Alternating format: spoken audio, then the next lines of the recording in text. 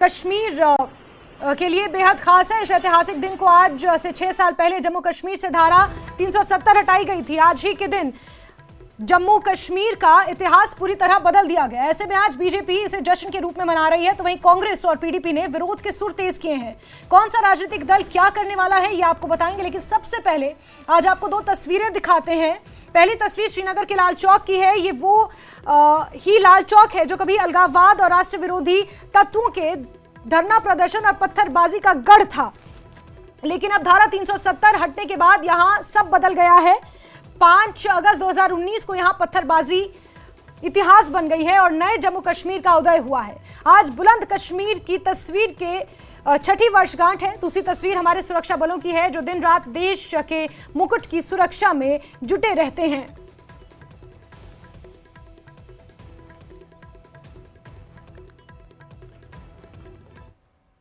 5 अगस्त के सिलसिले में शहर श्रीनगर में सिक्योरिटी के पुख्ता इंतजाम किए गए हैं। हालांकि ट्रैफिक जो है रवां दवा है सड़कों पर, और ये मौलाना आजाद रोड का मंजर है, और जहां पर आप देख सकते हैं सुबह के औकात में भी ट्रैफिक की बिना खलल आमद रफ्त जो है वो जारी है। और मामूल की जिंदगी की अगर हम बात करेंगे, नॉर्मल लाइफ जो वो जारी है, वो रवां दवा है। हालांकि सिक्योरिटी के जिस तरह से हमने कहा कि पुख्ता इंतजाम किए गए हैं, और आप देख सकते हैं कि किस तरह से यहाँ पर जो है खुसूसी नाके कायम किए गए हैं। और इसके साथ साथ अगर जम्मू श्रीनगर कौमी शाहरा की अगर हम बात करेंगे तो वहाँ पर भी खुसूसी नाके कायम किए गए हैं। हालांकि जिस तरह से हमने कहा कि ट्रैफिक जो है मामूल के मुताबिक चल रही है, लेकिन इसके बावजूद भी अमन कानून की सूरत हाल को बहाल रखने के लिए इकदाम जो है वो उठाए गए हैं। और हम इस वक्त बिल्कुल जो जम्मू कश्मीर प्रदेश कांग्रेस के हेडक्वार्टर्स है तो वहाँ पर हम मौजूद है, और आप देख सकते हैं कि किस तरह से हेडक्वार्टर्स के बाहर पुलिस या फिर जो सिक्योरिटी फोर्सेस है उसकी बारी नफरी जो है उनको तैनात किया गया है, क्योंकि कांग्रेस ने आज कॉल दी है एक सिट इन प्रोटेस्ट की, धरना देने की मौलाना आजाद रोड पे। और इसके सिलसिले में जो कांग्रेस ने पहले ही कहा है कि ये ब्लैक डे मनाया जाएगा। हालांकि बीजेपी लगातार जो दफा 370 के खात्मे की हसूलियाबियां है, उपलब्धियां हैं, उनको गिना रही है। लेकिन दूसरी जानिब पीडीपी, नेशनल कॉन्फ्रेंस या फिर कांग्रेस की अगर हम बात करेंगे तो उनका यही कहना है कि ये दिन जो था ये तारीख का एक स्याह बाब था और इसको ब्लैक डे के तौर पर मनाया जाना चाहिए। हालांकि जिस तरह से बीजेपी अब तैयारियां कर रही है तिरंगा रैलीज निकालने की और जश्न मनाने की, और इस सिलसिले में जम्मू कश्मीर में मुख्तलिफ मकामात पर तकरीबात का एहतमाम किया जाएगा, लेकिन दूसरी जानिब जो हिज़्ब इख्तिलाफ जमातें हैं तो उनका यही कहना है कि ये ब्लैक डे के तौर पर यह दिन जो है मनाया जाना चाहिए। और इसके साथ साथ पीडीपी की सदर महबूबा मुफ्ती की अगर हम बात करेंगे तो उन्होंने भी शाम 9 बजे को ब्लैकआउट की एक कॉल दी है, और इस सिलसिले में ये कहा है कि दफा 370 के खात्मे के बाद जम्मू कश्मीर की सूरत हाल जो है वो जूं की तूं है। और जबकि सिक्योरिटी सिनेरियो जिसका दावा बीजेपी लगातार कर रही है कि चेंज हुआ है, उसमें भी कोई बेहतरी नहीं आ पाई है। अब देखना यह होगा कि आज दिन के हवाले से क्या जो सियासी जो सरगर्मियां हैं वो किस तरह से यहाँ पर रहेंगी, वो किस तरह से देखने को मिलेगी, और किस तरह से बीजेपी जो है दफा 370 की खात्मे की हसूलियाबियां जो है वो गिनाने में कामयाब हो पाती है। आफा शाह के साथ न्यूज़ 18 के लिए एमए रोड श्रीनगर से मुदस्सर कादरी। और जम्मू से हमारे सहयोगी समीर हमारे साथ जुड़े हुए हैं। श्रीनगर लाल चौक से हमारे साथ मुदस्सर इस वक्त जुड़े हुए हैं। समीर, आज का दिन ऐतिहासिक है क्योंकि जम्मू कश्मीर में इन 6 सालों में बहुत कुछ बदल गया और वाकई बदल गया है। अगर विपक्षी पार्टियों के लिहाज से देखा जाए तो उनका कहना कुछ और है, लेकिन अगर बीजेपी के लिहाज से देखा जाए तो बीजेपी लगातार इस बात को भुना रही है और इस बात को कह रही है कि जम्मू कश्मीर अब वाकई विलय हुआ है भारत में, और वाकई अब विकास के पथ पर जम्मू कश्मीर अग्रसर है। बात है। और अगर हम धारा 370 हटने की बात करें तो ये एक बीजेपी का एक बहुत पुराना एक एजेंडा था जिसको फुलफिल किया गया 5 अगस्त 2019 को। आज 6 साल कंप्लीट हो गए हैं, और इन 6 सालों में अगर देखें आम लोगों की जुबानी तो बहुत सारी प्रोग्रेस हुई है। अगर कश्मीर की बात करें तो रिटर्न ऑफ पीस सबसे बड़ी बात है, स्टोन पेल्टिंग नहीं हो रही है, वहाँ पे भी डेवलपमेंट है। लेकिन अगर हम जम्मू की बात करें तो देखिए जम्मू में कई सेक्शंस ऑफ सोसाइटी जिसमें वाल्मीकि थे, रिफ्यूजीज थे, गोरखा समाज था, और भी कई जो समाज के हिस्से थे सेक्शंस ऑफ सोसाइटी, उनको अधिकार नहीं मिले थे, उनको अधिकार मिले हैं। ये सबसे बड़ी अचीवमेंट है। अगर हम देखें जम्मू में बहुत सारे, जैसे वाल्मीकि की बात करूंगा, वाल्मीकि समाज जो है पिछले कई दहाइयों से उनको वो जम्मू में आए थे बसने के लिए, यहाँ रहते थे, और सबसे ज्यादा सफाई कर्मचारी हैं उन वाल्मीकि समाज में, लेकिन उनको सिटीजनशिप राइट्स नहीं थे, उनको वोटिंग राइट्स नहीं थे, उनको जॉब नौकरी नहीं मिलती थी, उनके बच्चे उनको भी जो है फैसिलिटीज नहीं मिलती थी, लेकिन अब वो सारी मिलती हैं। इस तरह गोरखा समाज है, इसी तरह रिफ्यूजीज है, वेस्ट पाक रिफ्यूजीज है, उनको राइट्स मिले हैं, वोटिंग राइट्स मिले हैं। तो कहीं ना कहीं, और ये तो राइट्स की बात है, फिर डेवलपमेंट देखिए, इंडस्ट्रियल डेवलपमेंट हो गई है, टूरिज्म सेक्टर बढ़ रहा है, सड़कें बन रही है, गाँव में जो तरक्की की रफ्तार है वो भी बढ़ रही है। तो कहीं ना कहीं धारा 370 का अपना एक इम्पैक्ट हुआ है। लेकिन कहीं ना कहीं मैं आपको बता दूं, सियासी तौर पर अगर हम देखें तो जैसे बीजेपी आज सेलिब्रेट कर रहे हैं, लेकिन कांग्रेस हो, पीडीपी और नेशनल कॉन्फ्रेंस, ये तीनों पार्टियां इसके खिलाफ जम्मू में भी प्रोटेस्ट कर रही हैं। और कांग्रेस की अगर हम बात करें, वो धारा 370 हटाने के खिलाफ नहीं है, वो कहते हैं कि रियासत का दर्जा दीजिए, रियासत का दर्जा, स्टेटहुड की मांग वो कर रहे हैं और इसीलिए आज प्रोटेस्ट करने जा रहे हैं। पीडीपी और नेशनल कॉन्फ्रेंस धारा 370 हटाने के खिलाफ प्रोटेस्ट कर रही हैं। लेकिन आम लोगों की बात करें तो मैं आपको एक व्यू दिखा रहा हूँ, ये जम्मू का हार्ट ऑफ सिटी है, इसको जीवल चौक कहते हैं। नॉर्मल लाइफ दिखेगी आपको, जिस तरह की बाकी के दिन है नॉर्मल लाइफ है, कोई भी यहाँ पे कोई भी आपको किसी तरह का कोई इम्पैक्ट जो है, अगर हम देखें कोई नेगेटिव इम्पैक्ट हो, ऐसा नहीं है। जिंदगी अपनी रफ्तार से चल रही है, जम्मू की रफ्तार, जम्मू में जो जिंदगी की रफ्तार है लोगों की, अपनी नॉर्मल लाइफ पे चल रही है। हालांकि स्पेकुलेशंस का बाजार कल से बहुत गर्म है, पिछले 3 दिनों से लगातार।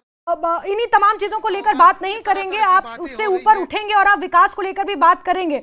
मैं मुदस्सिर आपका रुख करना चाहूंगी, और आप उसी लाल चौक पर खड़े हैं जहां पर जब चुनाव होते थे तो यहां पर बंद की कॉल दी जाती थी और किस तरह से काले झंडे सिर पर बांधकर यहां पर बहिष्कार किया जाता था चुनावों का। ये वही लाल चौक है मुदस्सिर, और सबसे बड़ा बदलाव ये रहा कि 2019 के बाद 2020 में जो डिस्ट्रिक्ट डेवलपमेंट काउंसिल यानी डीडीसी के जो चुनाव हुए उसमें बढ़ चढ़कर लोगों ने हिस्सा लिया।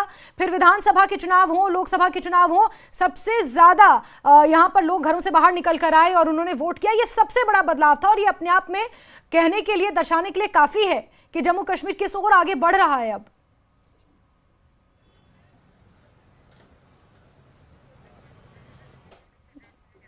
चलिए मुदस्सिर से दोबारा जुड़ते हैं, लेकिन समीर, जो इमीडिएट इफेक्ट की अगर हम बात करें अनुच्छेद 370 हटने के बाद, जो सबसे पहली चीज हुई थी 2020 के डीडीसी के चुनाव हुए थे, उसमें किस तरह लोगों ने बढ़ चढ़कर हिस्सा लिया, और सबसे बड़ी बात यह कि महिलाएं उसमें आगे आईं। ये एक अपने आप में बहुत बड़ा बदलाव था। समीर जी बिल्कुल जैस्मिन, देखिए धारा 370 हटने से पहले 35A जब हटाया गया तो उससे जो महिलाएं हैं उनको बहुत एम्पावरमेंट मिली, वो उनको इकोनॉमिकल एम्पावरमेंट मिली। लेकिन डीडीसी जब इलेक्शन हुए उसमें उनको पॉलिटिकल एम्पावरमेंट हुई। और उसके बाद जब इलेक्शन हुए 2024 में भी आपने देखा कि लेडीज ने, जो वुमेन फॉक है, एक अच्छी खासी संख्या में बाहर निकल के वोट डाला और वोट के जरिए उन्होंने एक इंडिकेशन ये दी कि नहीं, अब बहुत हो गया, जम्मू कश्मीर की महिलाएं भी अब देश की बाकी महिलाओं के साथ शाना बशाना पॉलिटिकल, सियासी तौर पर, जो सियासी राजनीति के तौर पर राजनीतिक एम्पावरमेंट की तरफ बढ़ रही हैं। और आपने देखा डीडीसी हो या पंचायत पोल उसमें जब हुए थे 2018 में, उसमें भी जो लेडीज की एक बड़ी संख्या ने पार्टिसिपेट किया और उन्होंने चुनाव जीता। फिर बीडीसी के इलेक्शन भी हुए, बीडीसी में भी बहुत सारी महिलाएं जो चेयरपर्सन बन गई। तो महिलाओं का जो बिल्कुल समीर, मैं आऊंगी आपके पास वापस। एक बार श्रीनगर लिए चलते हैं दर्शकों को। मुदस्सिर मेरे सहयोगी जुड़े हुए हैं। मुदस्सिर, मेरा इससे पहले सवाल यह था कि आप उसी लाल चौक पर खड़े हैं जहां लोकतांत्रिक प्रतिक्रियाओं का, लोकतांत्रिक प्रक्रियाओं का बहिष्कार किया जाता था, लेकिन अनुच्छेद 370 हटने के बाद विकास होना, इंफ्रास्ट्रक्चर डेवलपमेंट, ये तमाम चीजें एक तरफ है, लेकिन लोकतंत्र में लोगों का विश्वास मजबूत होना, ये एक बड़ा बदलाव था। हमने वोट परसेंटेज के जरिए इस चीज को देखा है।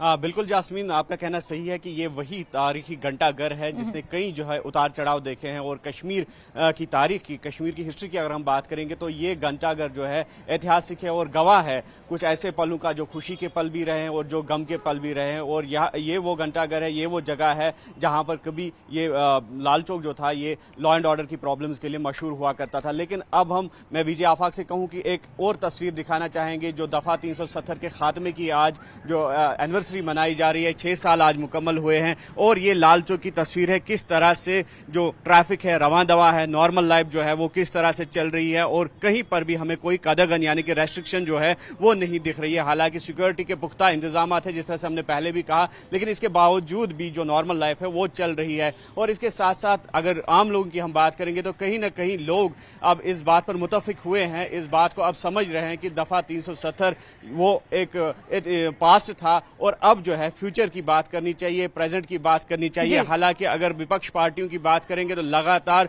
उन्होंने इस मुद्दे को जिंदा रखा है और बिल्कुल 2019 से लेकर आज तक जो ये पार्टियां हैं विपक्ष की, तो ये कहीं ना कहीं चाहे इलेक्शन हो चाहे कोई और पॉलिटिकल सरगर्मी हो तो दफा 370 का मुद्दा जो है वो लगातार छेड़ रहे हैं। तो ऐसे में ये विपक्ष पार्टी के जो लीडरान हैं ये भी इस बात से इत्तेफाक करते हैं कि बदलाव आ गया है, क्योंकि जिस तरह से हम देख रहे हैं कि लॉ एंड ऑर्डर प्रॉब्लम सबसे ज्यादा यहाँ कश्मीर में देखने को मिलती थी, पथराव के वाकयात जो थे वो देखने को मिलते थे और जल्द से जुलूस या हड़ताल की कॉल्स की अगर हम बात करेंगे तो कहीं ना कहीं जो सेपरेटिस्ट एजेंडा था वो हावी दिखता था कश्मीर में। लेकिन 2019 के बाद वो चीजें जो है वो यहाँ देखने को नहीं मिल रही है और जिस हिसाब से अगर विपक्ष की जमातें या लीडरान की हम बात करेंगे तो वो भी इस बात से सहमत है। हालांकि पीडीपी का कई बार ये भी कहना है कि ये मैस्कुलर पीस है, ये ताकत के बल पर ये अमन जो है कायम किया गया है, लेकिन कहीं ना कहीं इस बात से वो इनकार नहीं कर पा रहे हैं कि पीस अमन नहीं लौटा है। अब अगर लोग जो है आम लोग वो चाहते हैं कि डेवलपमेंट हो और जिस तरह से उनसे वादे किए गए थे